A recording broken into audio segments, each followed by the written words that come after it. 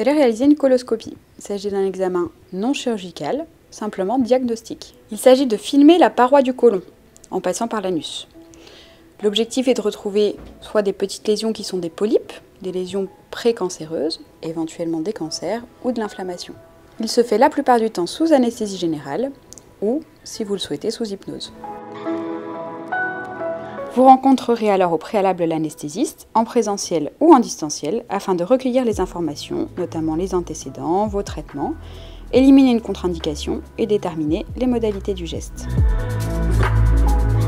Par ailleurs, avant de réaliser l'examen, il faudra au préalable préparer votre côlon avec une préparation qui permettra d'avoir une meilleure visibilité. Il vous sera donc prescrit une préparation à base soit de cachet, soit de sachet, comme vous préférez, à prendre la veille de l'examen et le matin du geste. Cela est vraiment essentiel pour le bon déroulement de l'examen.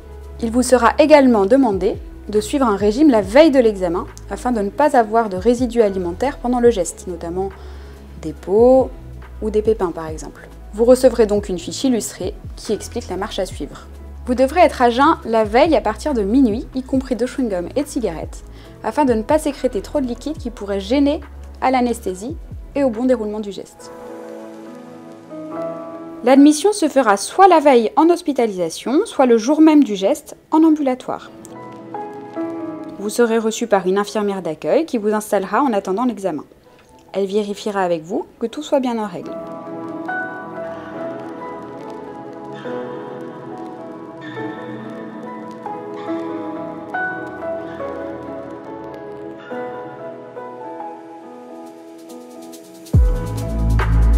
Vous serez alors prêt pour être appelé en salle d'endoscopie.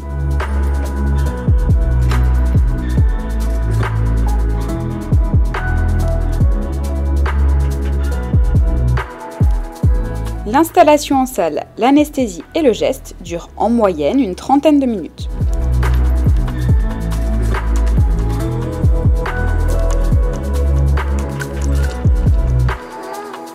Si au cours de l'examen un polype de petite taille est retrouvé, il sera alors retiré.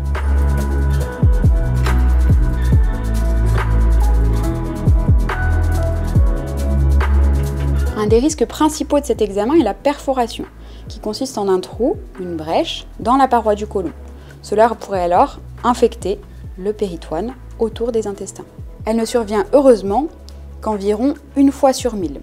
La plupart du temps, elle peut être refermée pendant le geste. Cela dit, il arrive exceptionnellement que cela nécessite une intervention chirurgicale. En cas de résection de polype, il peut également y avoir un petit saignement qui nécessiterait parfois de refaire l'examen pour une bonne coagulation. Après l'examen, vous serez amené dans la salle de réveil, le temps de reprendre vos esprits, accompagné des infirmières anesthésistes. Lorsque vous serez bien réveillé, vous regagnerez alors le service, où il vous sera servi un repas. Le médecin viendra après la fin des examens pour vous remettre les résultats et répondre à vos questions.